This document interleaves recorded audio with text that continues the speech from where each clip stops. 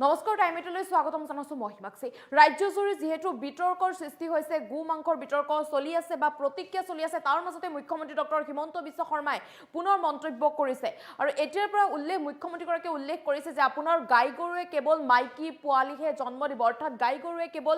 গাইহে জন্ম দিব বুলি উল্লেখ কৰিছে মুখ্যমন্ত্ৰী ডক্টৰ হিমন্ত বিশ্ব শৰ্মাই আৰু ইয়াৰ বাবে বিশেষ প্ৰজনন টিকা যোগান ধৰা হ'ব গোপালকসকলক এই বিশেষ প্ৰজনন টিকা দিয়া হ'ব আৰু তাৰ পিছতে আপোনাৰ গাই গৰুৱে কেৱল মাইকী পোৱালিহে জন্ম দিব ইয়াৰ উপৰি গোপালকসকলৰ বাবে বিশেষ আঁচনি অনাৰ কথা মুখ্যমন্ত্ৰী ডক্টৰ হিমন্ত বিশ্ব শৰ্মাই উল্লেখ কৰিছে যেহেতু ৰাজ্যজুৰি এতিয়া গো মাংসৰ প্ৰতিক্ৰিয়া চলি আছে বিতৰ্ক চলি আছে তাৰ মাজতে মুখ্যমন্ত্ৰী ডক্টৰ হিমন্ত বিশ্ব শৰ্মাই গোপালকসকলক বিশেষ খবৰ দিছে যে আপোনাৰ গাই গৰুৱে কেৱল এতিয়াৰ পৰা মাইকী পোৱালিহে জন্ম দিব আৰু মাইকী পোৱালি জন্ম দিবৰ বাবে বিশেষ প্ৰজনন টিকা যোগান ধৰা হ'ব ৰাজ্যৰ গোপালকসকলৰ বাবে বৃহৎ ঘোষণা কৰিছে মুখ্যমন্ত্ৰী ডক্টৰ হিমন্ত বিশ্ব শৰ্মাই এতিয়াৰ পৰা গাই গৰুৱে জন্ম দিব কেৱল মাইকী পোৱালিহে জন্ম দিব গাই গৰুৱে গোপালকসকলক যোগান ধৰা হ'ব বিশেষ গো প্ৰজনন টিকা এই বিশেষ টিকা যোগান ধৰা হ'ব আৰু এই টিকা দিয়াৰ পিছতে জন্ম পাব কেৱল গাই গৰুহে জন্ম পাব আৰু এই গো মিত্ৰসকলে চলাই আছে এই আঁচনি বুলি মুখ্যমন্ত্ৰী ডক্টৰ হিমন্ত বিশ্ব শৰ্মাই উল্লেখ কৰিছে ৰাজ্যৰ গোপালকসকলক বিশেষ খবৰ দিছে মুখ্যমন্ত্ৰী বিশেষ ঘোষণা কৰিছে মুখ্যমন্ত্ৰী ডক্টৰ হিমন্ত বিশ্ব শৰ্মাই মুখ্যমন্ত্ৰীগৰাকীয়ে বৃহৎ ঘোষণা কৰিছে গোপালকসকলৰ বাবে ৰাজ্যজুৰি গো মাংসৰ প্ৰতিক্ৰিয়া চলি আছে বিতৰ্ক চলি আছে তাৰ মাজতে মুখ্যমন্ত্ৰী ডক্টৰ হিমন্ত বিশ্ব শৰ্মাই মন্তব্য কৰিছে এতিয়াৰে পৰা গাই গৰুৱে কেৱল জন্ম দিব মাইকী পোৱালিহে কেৱল গাই গৰুৱে জন্ম দিব আৰু মাইকী পোৱালি জন্ম দিবৰ বাবে গোপালকসকলক যোগান ধৰা হ'ব বিশেষ গো প্ৰজনন টিকা যোগান ধৰা হ'ব মাইকী পোৱালি জন্ম দিবৰ বাবে গতিকে প্ৰতিজনী গায়ে এতিয়াৰ পৰা কেৱল গাই গৰুহে জন্ম দিব মাইকী পোৱালিহে কেৱল জন্ম দিব আৰু ইয়াৰ বাবে বিশেষ প্ৰজনন টিকা যোগান ধৰা হ'ব বুলি মুখ্যমন্ত্ৰী ডক্টৰ হিমন্ত বিশ্ব শৰ্মাই উল্লেখ কৰিছে আৰু গো মিত্ৰসকলে চলাই আছে বিশেষ আঁচনি অনাৰ কথাও মুখ্যমন্ত্ৰীগৰাকীয়ে উল্লেখ কৰিছে চিন্তা চৰ্চা কৰি থকা হৈছে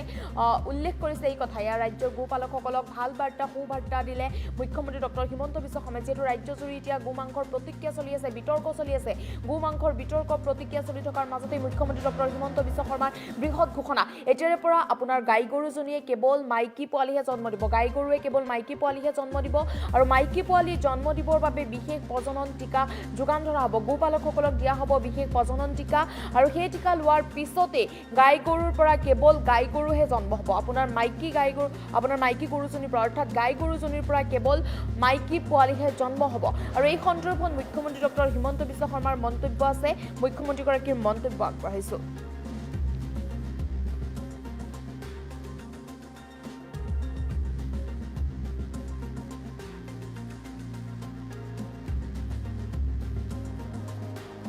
ইমানলৈকে বৈজ্ঞানিক চিন্তাধাৰা আনিছো যে আমাৰ ভেটেনাৰী ডিপাৰ্টমেণ্টৰ গোপালকসকলে আপোনালোকৰ গৰুত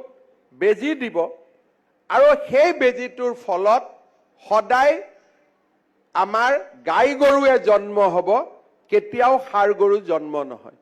যাক আমি ছেক্স শ্বৰ্টেড চিমেন বুলি কওঁ আমি যদি যিসকলে আজি ইয়াতে গাই কিনিম ভেটেনাৰী ডিপাৰ্টমেণ্টৰ লগত কথা পাতি ছেক্স শ্বৰ্টেড চিমেণ্ট লগে লগে আপোনালোকে আনি ল'ব আমাৰ গোপালক গোমিত্ৰসকলে এই আঁচনিটো চলাই আছে চৰকাৰে পুঁজি দিছে আমি কিমান গৰুক এতিয়ালৈকে দিব পাৰিছো তোলা ছেক্স শ্বৰ্টেড 6-7 লাখ গৰুক আমি এতিয়ালৈকে ছেক্স শ্বৰ্টেড চিমেণ্ট দিছো বহুতে কয় যে মতা গৰু হ'ল বা ষাঁড় গৰু হ'ল কি কৰিম বিক্ৰী কৰি দিব লাগে উপায় নাই বহুত আমি দেখা পাওঁ এতিয়া বিজ্ঞানে আমাক ইমানলৈকে লৈ গৈছে যে গাই গৰুৰ সন্ততি গাই গৰুহে হ'ব আৰু তাৰ সুবিধা আজি আমাৰ লগতে আছে যিসকলে গাই গৰু কিনিব তেওঁলোকে ছেক্স শ্বৰ্টেড চিমেণ্ট গাই গৰুত যদি ইনজেক্ট কৰাই লয় তেতিয়ালে এইটো চিন্তা কৰিব নালাগে স্যাৰ গাই গৰু হালোৱা গৰু হৈ গ'ল ইয়াতো হালোৱা গৰু কাম নাই গৰু বিক্ৰী কৰিব লাগিব গতিকে এই চিন্তাবিলাকো লাহে লাহে আমাৰ নোহোৱা হৈছে মই জিলা আয়ুক্ত মহোদয়ক অনুৰোধ কৰিম যে এই গোটেই আমাৰ কৃষকসকলক লৈ আজি যিসকল উপকৃত হৈছে তেওঁলোকৰ লগত আলাপ আলোচনা কৰি টকাখিনি যাতে শুদ্ধ ব্যৱহাৰ হয় তাৰ বাবে প্ৰচেষ্টা কৰিব গৰুৰ গোবৰেদিও আজিকালি আমি বায়োগেছ বনাওঁ আজি আমাৰ বায়োগেছ আৰু বায়ো CNGৰ ক্ষেত্ৰত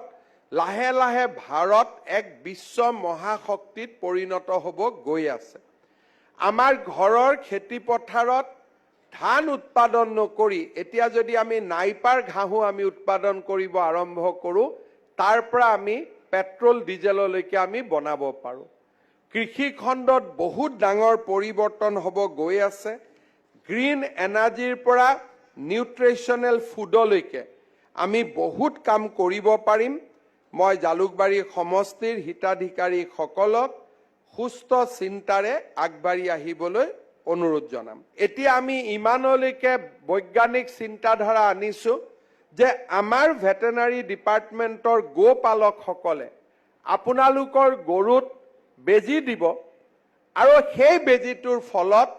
সদায় আমাৰ গাই গৰুৱে জন্ম হ'ব, কেতিয়াও ষাঁড় গৰু জন্ম নহয়, যাক আমি ছেক্স শ্বৰ্টেড চিমেণ্ট বুলি কওঁ। আমি যদি যিসকলে আজি ইয়াতে গাই কিনিম, ভেটেনাৰী ডিপাৰ্টমেণ্টৰ লগত কথা পাতি ছেক্স শ্বৰ্টেড চিমেণ্ট লগে লগে আপোনালোকে আনি ল'ব। আমাৰ গোপালক গোমিত্ৰসকলে এই আঁচনিটো চলাই আছে, চৰকাৰে পুঁজি দিছে। আমি কিমান গৰুক এতিয়ালৈকে দিব পাৰিছো তোলা ছেক্স শ্বৰ্টেড চিমেণ্ট? 6-7 লাখ গৰুক আমি এতিয়ালৈকে ছেক্স শ্বৰ্টেড চিমেণ্ট দিছো। বহুতে কয় যে মতা গৰু হ'ল বা ষাঁড় গৰু হ'ল, কি কৰিম, বিক্ৰী কৰি দিব লাগে, উপায় নাই। বহুত আমি দেখা পাওঁ। এতিয়া বিজ্ঞানে আমাক ইমানলৈকে লৈ গৈছে যে গাই গৰুৰ সন্তান সন্ততি গাই গৰুহে হ'ব, আৰু তাৰ সুবিধা আজি আমাৰ লগতে আছে। যিসকলে গাই গৰু কিনিব